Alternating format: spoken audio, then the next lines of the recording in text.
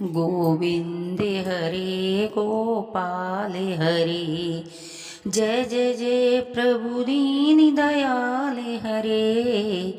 जय श्री कृष्णा। दोस्तों, कैसे हैं आप सबको गोपाष्टमी की हार्दिक शुभकामनाएं। सुखी रहिए, प्रसन्न रहिए, भगवान आपको खूब आशीर्वाद दें। आज मैं लेके आई हूँ कार्तिक माह का 24वां अध्याय। राजा पृथु बोले, हे मुनि, आपने तुलसी के इतिहास व्रत माध्यम के विषय में कहा है। अब आप कृपा कर मुझे यह बताइए कि कार्तिक माह में क्या और भी देवताओं का पूजन होता है, और मुझे विस्तार पूर्वक बताइए। नारद जी बोले, पूर्व की बात है, सहस पर्वत पर करवीर में धर्मदंत नामक विख्यात कोई धर्मयज्ञ ब्राह्मण रहते थे। एक दिन कार्तिक मास में भगवान विष्णु के समीप जागरण करने के लिए वे भगवान के मंदिर की ओर चले। उस समय एक पहर रात की बाकी थी। भगवान के पूजन की सामग्री के लिए जाते हुए ब्राह्मण ने मार्ग में देखा कि एक भयंकर राक्षसी आ रही है। उसके शरीर नंगा है और मांस रहित था। उसके बड़े बड़े दांत, लपकती हुई जीभ और लाल नेत्र देखकर ब्राह्मण भय से थर्रा उठे। उनका सारा शरीर कांपने लगा। उन्होंने सहस पर की पूजा की सामग्री तथा जल से ही उस राक्षसी के ऊपर प्रहार किया। उन्होंने हरि नाम का स्मरण करके तुलसी दैन मिश्रित जल से उनको मारा था। इसीलिए उनका सारा पातक नष्ट हो गया। अब उसे अपने पूर्व जन्म के कर्मों के परिणाम स्वरूप प्राप्त हुई दुर्दशा का स्मरण आया। उसने ब्राह्मण को दंडवत प्रणाम कर इस प्रकार कहा, ब्राह्मण, मैं पूर्व जन्म के कर्मों के फल के से इस दशा को पहुंची हूँ। अब मुझे किस प्रकार उत्तम गति प्राप्त होगी। धर्मदंत ने उसे इस प्रकार प्रणाम करते देख आश्चर्यचकित हुए।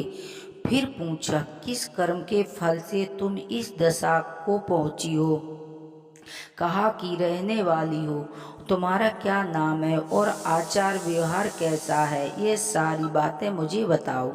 उस राक्षसी का नाम कहला था। कहला बोली, ब्राह्मण, मेरे पूर्व जन्म की बात है। सौराष्ट्र नगर में भिक्षु नामक का एक ब्राह्मण रहते थे। मैं उनकी पत्नी थी। मेरा नाम कहला था और मैं बड़ी क्रूर स्वभाव की थी। मैंने वचन से भी कभी अपने पति का भला नहीं किया। उन्हें कभी मीठा भोजन नहीं परोसा। सदा अपने स्वामी को धोखा देती रही। मुझे कहल विशेष प्रिय था, इसीलिए मेरे पति का मन मुझसे सदा उदित रहता था। अंतोगत उन्होंने दूसरी स्त्री से विवाह करने का निश्चय कर लिया। तब मैंने विष खाकर अपने प्राण त्याग दिए। फिर यमराज के दूत आए और मुझे बांधकर पीटते हुए यमलोक ले गए। वहाँ यमराज ने मुझे देखकर चित्रगुप्त से पूछा, चित्रगुप्त, देखो तो सही, इसने कैसा कर्म किया है। जैसा कर्म हो उसे अनुसार यह शुभ या अशुभ प्राप्त करे। चित्रगुप्त ने कहा, इसका किया हुआ कोई भी शुभ कर्म नहीं है। यह स्वयं मिठाइयाँ उड़ाती थी और अपने स्वामी को उसमें से कुछ भी नहीं देती थी। इसने सदा अपने स्वामी से देश किया, इसीलिए यह चमकादुरी होकर रहे तथा सदा कहल में ही इसकी प्रकृति रहेगी। इसीलिए यह विष्टा भोजन सूकरी और योनि में रहे। जिस बर्तन में भोजन बनाया जाता है उसी में यह सदा अकेली खाया करती थी। अंत इसके दोष से यह सारी अपनी ही संतान का भार करने वाली बिल्ली हो। इसने अपने पति को निमित्त बनाकर आत्मघात किया, इसीलिए यह अत्यंत निंदनीय स्त्री प्रेत के शरीर में भी कुछ काल तक अकेली ही रहे। इसे यमदूत द्वारा निर्जल प्रवेश में भेज देना चाहिए। वहाँ दीर्घ काल में यह प्रेत के शरीर में निवास करे। इसके बाद यह कापिनी शेष योगिनी का भी उपभोक्त करेगी। कहला ने कहा, प्रियवर, मैं वही पापिनी कलह हूँ। इस प्रेत शरीर से आए मुझे 500 वर्ष बीत चुके हैं। मैं सदैव भूख प्यास से पीड़ित रहती हूँ। एक बनिए के शरीर में प्रवेश करके मैं इस दक्षिण देश में कृष्ण और वेणी के संगम तक आई हूँ।